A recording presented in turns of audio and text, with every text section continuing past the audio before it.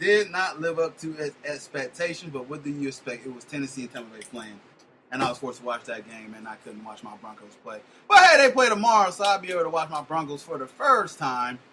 And I couldn't stream my mom's computer because my mom had a Windows computer and it was weird. I don't know why they won't do it, but I was trying to stream it. It just didn't work the way it has. So I did try my hardest to watch a Broncos game, but I was just forced to watch a Tampa Bay and Tennessee game. So let's keep this moving.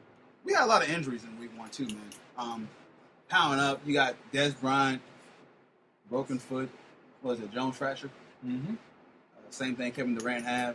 Supposedly out for 4 to 6 weeks. I don't believe that. Terrell Suggs out with a torn Achilles tendon. He's out for the season. In the other leg. Painful. And others was Antonio Cromartie, Eugene Sims, Luke Kuechly. And Kuechly. How do you pronounce Oh, his name? Lord, have mercy. Thank you. I knew you It's was Thursday night, and his name's Luke Kuechly. Kuechly. Kuechly. Thank you. I You never heard him say it I before? never heard that dude pronounce his name. So Oh, good Lord. it looks weird, man. And Deshaun Jackson. So as I butcher his name, let's go ahead and keep it moving forward. So, biggest loss for you, man. Terrell Suggs or Des Bryant? And Suggs. Suggs. Suggs is a lot bigger loss than Des Bryant. Look what Dallas did when he went out of the game.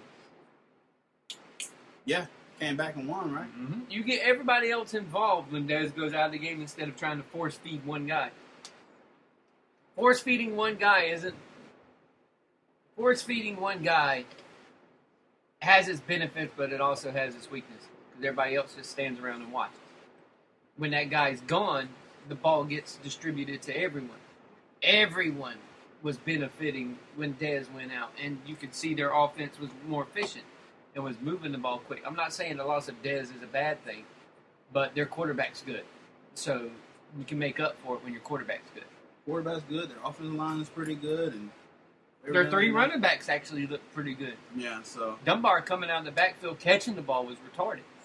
Yeah, Tony Romo has been in this situation before, and so as great as Dez is, I agree with you on Terrell Suggs. His injury is vital. This is a team that had Super Bowl aspirations as well, and I put a little damper on it. They're still talented enough, everything like that, and for this game that they play against Denver, both teams did not have the greatest offenses in the world. I can admit that. It was brutal for both teams. That looked like crap. Yeah, and I wanted to watch that game, but yeah, it's just everybody's fingers were numb at that game. Yeah, I guess, man. But Terrell Suggs, man, is vital to what they do, man, and it sucks that he's out for a year because he's such a great person and a vocal leader on that team. So hopefully I'm sure they're deep in the time to step in the right place. But I'm intrigued to see how they go forward with this because Baltimore is still a tough team to deal with, and they still got a shot to win the division. So I know Terrell Suggs is a big vital part of that team, but I still think they got enough talent, to try to. Oh yeah, they definitely got enough talent, but that'd been like if they lose Ray if they would have lost Ray Lewis when he was playing. Mm-hmm. That's what its equivalent is to this team now. Oh yeah. So yeah. Then the other injuries that you have, there was a few. I did see the Deshaun Jackson one. That when they played Miami, so I was like, that's a big loss for him too because Kirk Cousins' deep threat, and there were a couple passes that he went down and just couldn't get, but so that's another loss too as well. So, all right, let's move forward to some college. So Auburn sneaks out against Jacksonville State in overtime, 27-20. Kevin, talk about that game. And there was nothing to talk about. Auburn looked like crap. Their quarterback is bad. When I say bad, I mean bad. He's not good at all. He makes stupid reads. Actually, I don't even think he makes reads. I think he just throws it. He's late on his throws, and they had no business winning that game whatsoever. None. Zero. Zip, nada. They should not have won that game. Yeah, that's crazy, man. And you say you're still upset that they're ranked in the top 25. They dropped 12 spots. They're ranked number 18. This is a game that Jacksonville State should have won. Oh yeah. They let it slip, but golly, man, I was sitting here. Reading. I can see why they took a knee at the end of the game, but when you're in that position, you don't. When you're in that position and you have nothing to lose, you don't just sit on it. You go for it. I see why they did it because they wanted to go into overtime and they were moving the ball in Auburn and everything, but you don't give a team like Auburn, who has a lot more talent than you do, any chances to be back in the game. If you can end it, you try to end it. If you can do something, you try to do it. When them kneeling on it, I kind of was like, yeah, you kind of deserve to lose.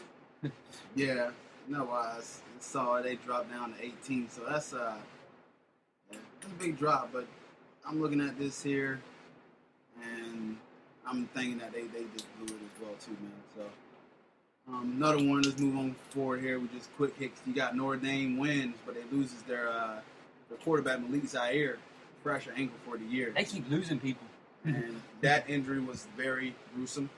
I'm glad they did not do the replay because I did not want to lose my lunch. You're squeamish.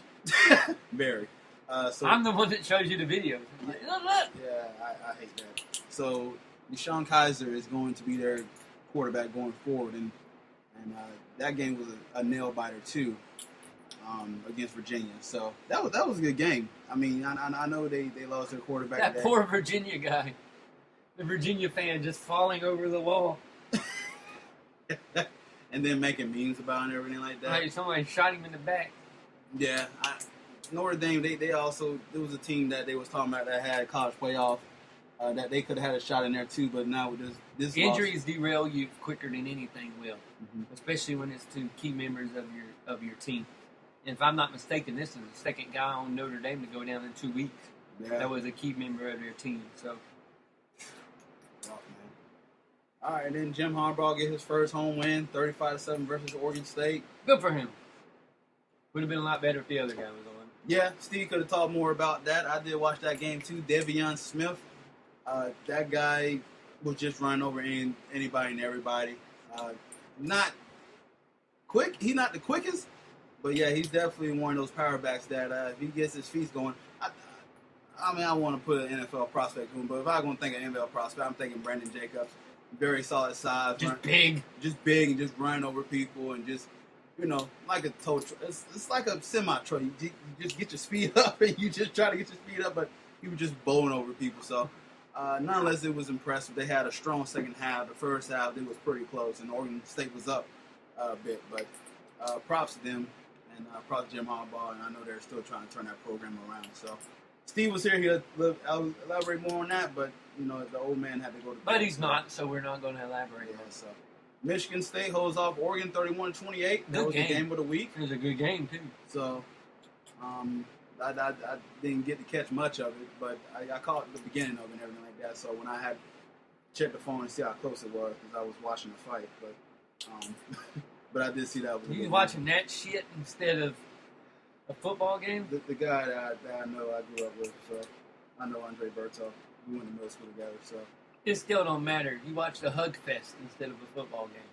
I got to support the hometown guy, man. So, all right, then the topic we want to speak on, I know Kevin want to speak on, Gators squeaking the win, but there was some video of Coach Mack. Not some video. You see that shit live. Snaps on players. Let me get your opinion on that. Is it an overreaction by him, or is it by the media and other people?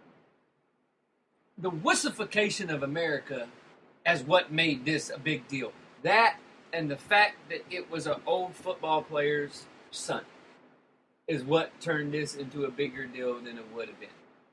People are like, well, if this was your son and he got yelled at because he did something like this. Yes, I expect him to do that. You know why? Because it's flipping football. You get yelled at when you do something stupid. Does your parents yell at you when you do something stupid? Yes. Okay. Does your authority figures at school yell at you when you do something stupid? Yes. Do your coaches yell at you when you do something stupid? Yes. Okay, so he yelled at him for doing something stupid. Which he did. Did he drop a lot of F-bombs? Yes. Do people drop a lot of F-bombs? Yes. Yeah. Have you ever been around a coach that has not dropped the F-bomb on you for doing something stupid? Then you haven't been in any sport at all. whatsoever. 4 years, and I know they dropped F-bombs, so I know They do this. It was no big deal. The only reason it's a big deal is because we're all flipping wusses now, and because of the name that was on the back of the jersey and who his dad was.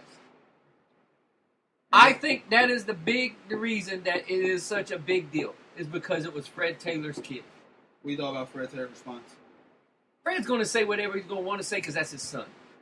You're going to say that, and he's a Gator, so he's not going to bash the coach or anything like that. Might have McElwain went a little overboard? Maybe. But we've all, if you played any sport, we've all been there to that point where we've done something stupid and we deserve to get yelled at. Yep. I'd rather him yell at him right now and try to get the point across and get this over with than to have it happen again. It almost cost them the game. It could have easily cost them the game. Those 15 yards extra put them guys to where they could go and try to score another touchdown. And they did score a touchdown on that drive. We, like I said, wussification is retarded in America right now. We're so weak when it comes to, you can't yell at anybody. You can't say that. You can't do this. You can't do that. Stop being a bunch of pussies. Can we get back to the way we used to be? The goddamn internet has turned us into a bunch of fucking sissies. It has, because everything automatically gets put on the damn internet when you can't do nothing. You can't say shit to anybody no more because you don't know if you're getting recorded or not. That's the best part about this. I can say whatever the fuck I want to right now, and nobody's going to come and yell at me right now. You can yell at me later on, but I don't get... Here's the point. I don't give a fuck. I don't care if you don't like me. I don't care if you don't like my opinion. I don't like some of your opinions, but that's why they're called opinions. We can all have them. But we as a country have become so damn pussified that people are like, well, we don't need to go for war for this. Well, okay, they just blowed us the fuck up. What do you want us to do? Sit there and hold hands with them and kumbaya? We've become so just sissified, and I blame it on the internet. A lot of things that go on now with social media, internet, and all this stuff, everybody's all lovey-dovey, blah, blah, blah, all that crap. We need people that are assholes. We need people that aren't afraid to say things as they are. Right now, the perfect example of an asshole saying things that he don't give a shit about is Donald Trump. Everybody enjoying the fuck out of what Donald Trump is saying. Will he ever win president? No, because if you're stupid enough to vote for a guy that's an idiot, but he enjoys saying what's on his mind, good for him. He's not the person that should be leading this country. Just because he speaks his mind don't mean he knows what he's doing. But that's the kind of people that we tend towards now because nobody else will speak their mind. He's speaking their mind, everybody thinks it's funny. Guess what? He don't think it's funny. He's speaking his mind on what he believes. Yeah. We've completely went away from that. And having this guy on the sideline say what he needed to say to this young man, telling him, look, be a man, look me eye to eye. How many times have we been told to look somebody eye to eye? Whether you be your parents, in that situation, that is his authority figure. That is his parent on that football field. Yep. These guys, these kids' moms and dads entrust this man to be kind of their parent figure while they're away. And that's why they sent them to this school, because they believe that he is the best role model for these kids. Yep. He is their father figure, so to speak, when they're on that football field and when they're at school. He has to be the one to answer if they get in trouble. He has to be the one to discipline them as well. That's all this was discipline. If it happens again, which I don't think you'll ever see that happen again, then he'll do it again. Yeah. And I'm all for him doing it again. And it's all about breaking bad habits, and I'm okay with Coach Mack doing that, and I thought it was overreaction and everything like that. Listen, I played 4 years of football in high school, and so, yes, my coach dug into me when I did something wrong, so I just expect that. They want you to do what's right for the team and not do stupid stuff. And you showboating and everything like that when you barely winning against this team is not the right way to go abide by it. So what Kevin is saying, I really had nothing to add. He covered all the bases. This is a team that last year was penalized the most out of any fucking football team ever. They were penalized an insane amount. They had 11 in that game. He's trying to come in and straighten this program out.